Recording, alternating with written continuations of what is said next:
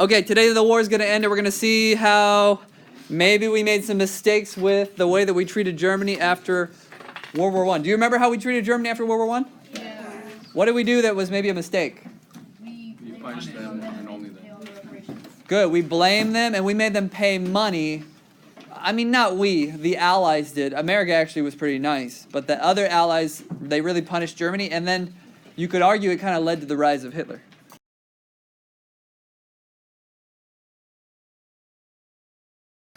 The summary question today is, how did World War I change America's view on foreign policy, and how did the Treaty of Versailles set the stage for World War II?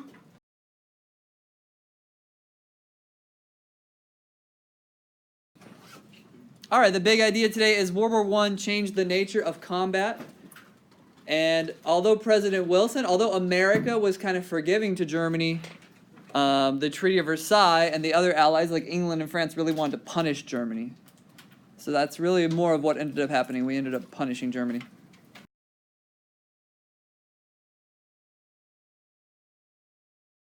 Okay, by 1917, World War I had devastated Europe, especially France. New technologies didn't make the war end sooner. They just caused more destruction, more death. And many Americans and Europeans believed that when America joined the war, it would bring a quicker end. It kind of did.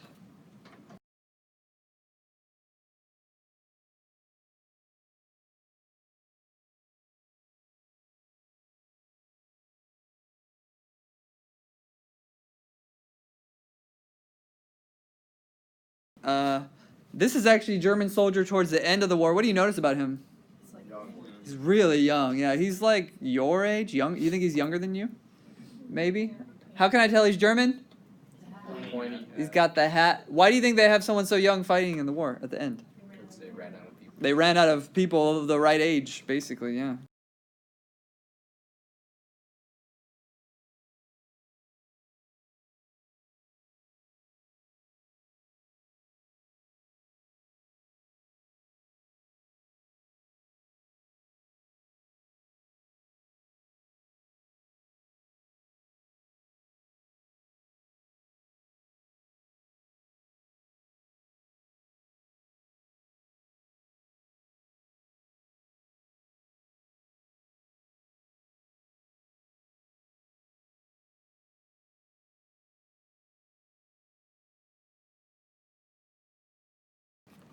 Okay, World War I meant that warfare had changed. What was the most powerful soldier? How did they fight before World War I? What would they fight on? Horses. A horse, yeah. But World War I changes that. I mean, horses don't really play that combat role anymore. And then today, they really don't play any role. So new technologies just killed more people. They didn't end the war sooner. And this trench warfare created a stalemate where no side had an advantage over another. We are not going to have trench warfare in World War II because planes and other technologies are going to change the landscape of the battle.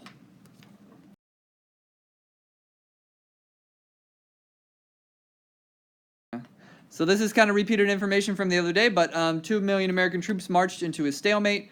They were inexperienced, but they were very happy, right? Remember I had you guys tell your neighbors something nice?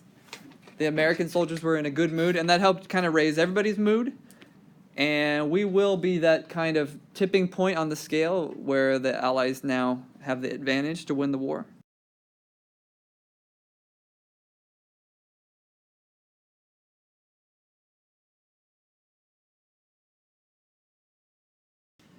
All right, one of the big things we needed for this war to win was to not have our ships being sunk every time they went across the ocean. And so we had the ships travel in a convoy system, basically as a group all together, and so that they could protect each other. And this actually worked. And eventually, we were able to sail to Europe without having any casualties. So we were able to attack the submarines, travel as a group so you could protect each other.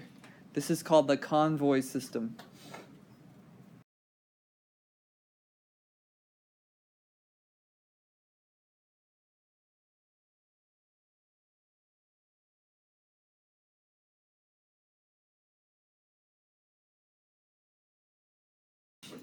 You might remember from 10th grade that in the middle of the war, by the way, which side was Russia on? Allies or Central Powers? Allies. allies. Some kids mix that up because they picture Russia as like a bad country, but they were actually on our side in both World War I and World War II. But do you remember in 10th grade they rose up like Russian Revolution, they killed the Tsar, Rasputin and all that? That's right during World War I. So when the people take control of Russia, they're like, we don't want to fight this war. That was one of the main reasons we rose up. And so Russia quits the war. Germany was actually very smart. I don't know if your 10th grade teacher told you this, but they took this guy Vladimir Lenin. They knew he was like a troublemaker who would like try to lead a revolution in Russia. They had him as a prisoner in Germany, and they put him on a train and sent him to Russia. Like, here, go there, go cause trouble. And it worked. It wasn't the only thing, but it helped. And so Russia pulls out of the war. The treaty where they pull out is called the Treaty of Brest-Litovsk.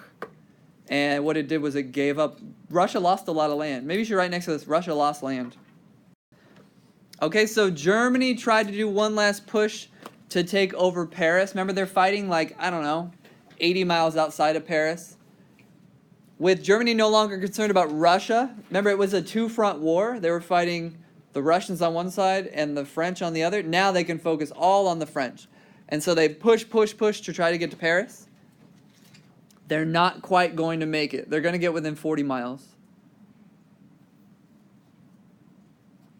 All right, Juwan, I need you to stand up, dude. You sleeping? Come on. You're not getting enough sleep. You got to stand up. You going to tell me you're not going to sleep at all? I'm not. All right. Uh-oh, that's on the recording.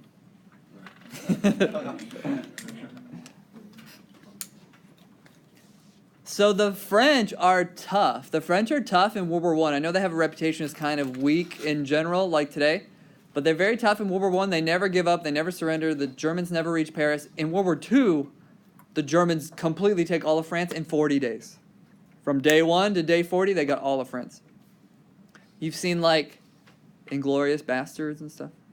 That movie is France, like, taken over. Like, the characters are French, but they're controlled by the Germans. So, very different wars, World War I and II. And there's a famous picture of Hitler, like, in front of the Eiffel Tower and stuff. Okay, American and French troops block the German drive to Paris. And we just keep blocking them and pushing them back. The Germans try again, and we keep blocking them and pushing them back. The last battle is going to be this Battle of the Argonne Forest. The Argonne Forest is the forest between Germany and France. It's the most massive attack the U.S. has ever participated in. The Germans, they push everything they have to try to conquer France, and they fail. This is when they have like the little 16-year-old boys fighting and stuff. By the way, she just went ahead. Boop, boop. So this is the last battle of the war, the Battle of the Argonne Forest. The Germans are sending everything they have, even little boys, to go fight. But it's not enough. And the Americans shatter the German defenses, and they get a hole in their line. And once you have a hole in their line, you can wrap around and encircle your enemy. And the Germans are going to lose now.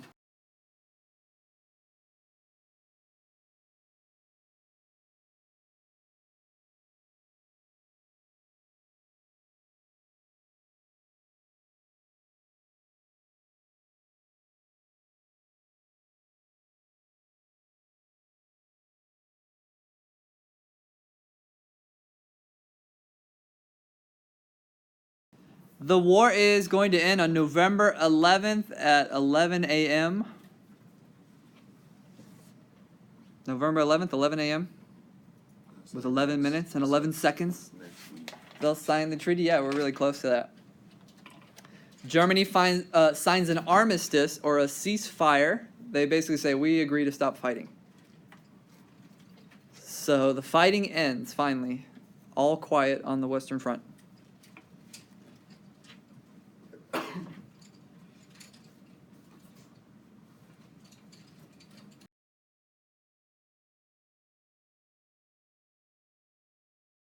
We're going to have a conference where we're going to bring the winning countries together, and the winning countries are going to decide how shall we deal with Germany, how should we make Europe after this war.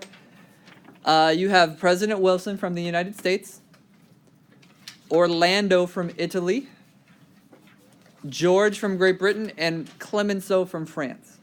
Who are the two countries that are going to have the most say at this meeting? France and Actually, it's France and Great Britain. The U.S., we kind of have a say, but they also feel like you joined us late. Like England and France, we've been doing this the whole time, so we're number one. We get the most say. What's up with their collars? You don't like the collar? I think the collars are kind of cool.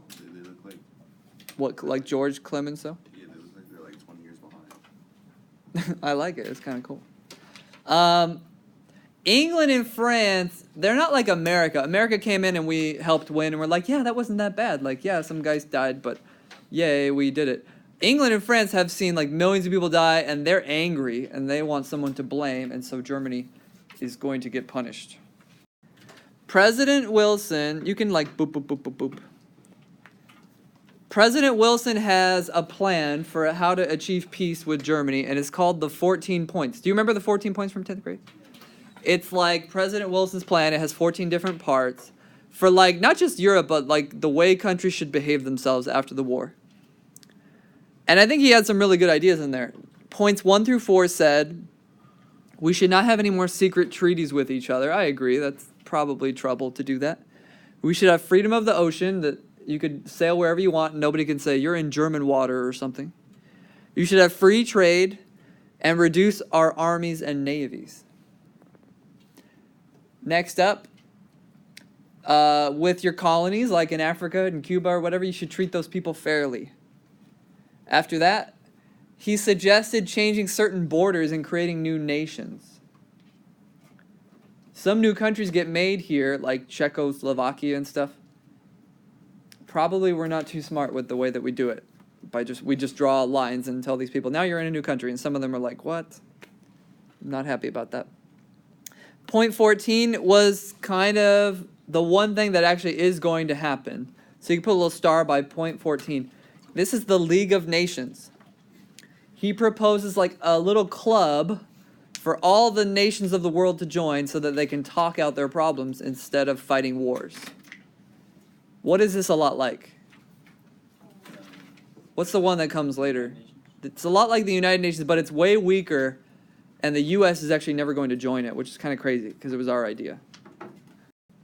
All right, so the League of Nations was this kind of club where different members of the world would join. Everybody would be invited. And they could talk out their problems so that there wouldn't be some major war breaking out. The problem is it was super weak and that there was no way to punish. So if a country did something bad, like if Japan invades China, which they do, the other nations are like, bad Japan.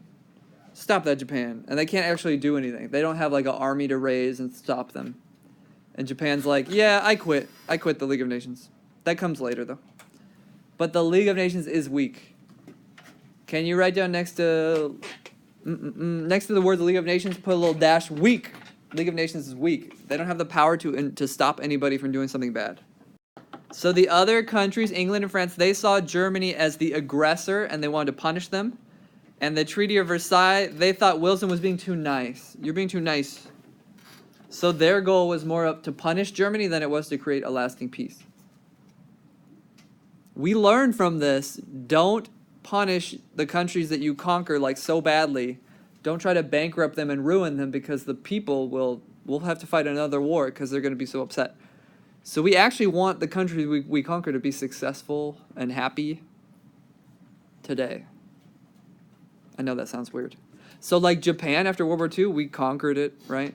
And then we actually tried to build it up, and now Japan's like a super successful country. Because we learned, don't punish the heck out of a place or they'll just fight a war with you again as revenge in 20 years. Boop, boop. So if you just see, England and France was really mad because these are all, look at all the deaths, all the people that died and got injured from this war.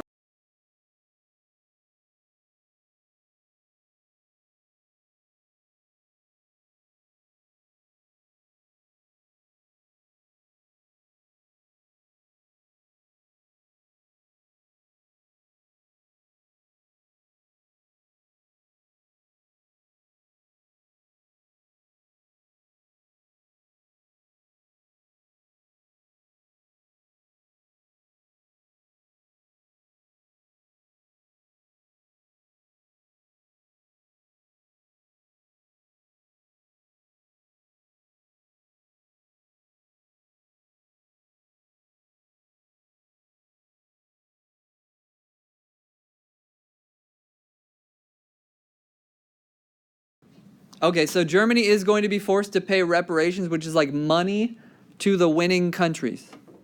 Money to the winning countries. So England and France are going to be like, hey, you owe us millions of dollars because we had to build all these tanks and you attacked us. This isn't like a normal thing that we do today. But we made Germany pay. $33 billion. Check this out. America got paid too. Germany only just finished paying America back in 2010. Isn't that crazy? From World War I, yeah. So I saw a headline and it said like Germany finally finishes pay. I'm like, first of all, I didn't really know that we took money because I know we didn't really care that much about it. That was more of an England-France thing, and I didn't know that they still paid. I figured at some point we just said forget it, but we still make them pay. That was interesting. If you click ahead, you'll see that it shows a map. And if you kind of click back and forth, you can see how the map changes. This is before World War I and then after World War I. Before, after. What countries can you see are created? Hungary, Austria, Czechoslovakia, Hungary, Austria, Yugoslavia, Poland. Poland is created from Russia. Because why didn't Russia get their land back after the war? Yeah, so because we're like, we want to punish them too. Like, you quit the war halfway through. We needed you. You're not going to get that land back. It's going to be a new country. Romania loses land. Where is it? Oh, Romania loses land. Germany loses land, right? So, which one? Let me see. It did get bigger. Yeah, you're right. So Germany is punished in a variety of ways. Actually, it's not on your notes, but they also like can't have an army. They lose, like, they're not allowed to ever have troops within a certain border of France. They have to take credit for war. All right, let's go back home to America. So go ahead and advance. In America, Wilson comes back and he's got to get the Congress to approve the Treaty of Versailles. So a treaty doesn't count. Jawan, come on, man. You text and grab your notes. Let's go. What do you mean, what? You know. Stand up and fill in your notes. A treaty doesn't count if a president signs it. You need to come back and have the Senate approve it. So Wilson comes back, and Wilson actually has a stroke. He has a stroke, and he's like stuck in bed, and his wife basically is like running the show, but in private, like secret. And he doesn't have the power to like travel around and convince people the Treaty of Versailles is a good thing to sign. I don't know. I mean, okay, it was flawed, yeah. But because we never sign it, we don't join the League of Nations. We're one of the most powerful countries in the world. It was our idea to make this League of Nations, and then we don't even join it. So what does that say? I know that you're saying, well, what about the reparations and the war guilt? I know that it had its problems, but probably we should have signed it, I would say. If you think we signed it, do you think there would be like a different? Nah, I think we probably still would have had World War II. But it's a good question. Because I think the League of Nations was just too weak. Even if America joined it, too weak to do anything. Part of it is that Wilson comes back and gets sick, and so he can't get people to try to support the treaty. So if you click ahead, you see a cartoon. It's a bridge. The bridge is the League of Nations bridge. What's missing? America. So it's kind of like this incomplete bridge. All right, one more slide. This is just kind of an acronym that the League of Nations was dumb. And you have different reasons why the League of Nations was dumb. It was weak. America didn't join. The structure was bad. It took forever to do anything.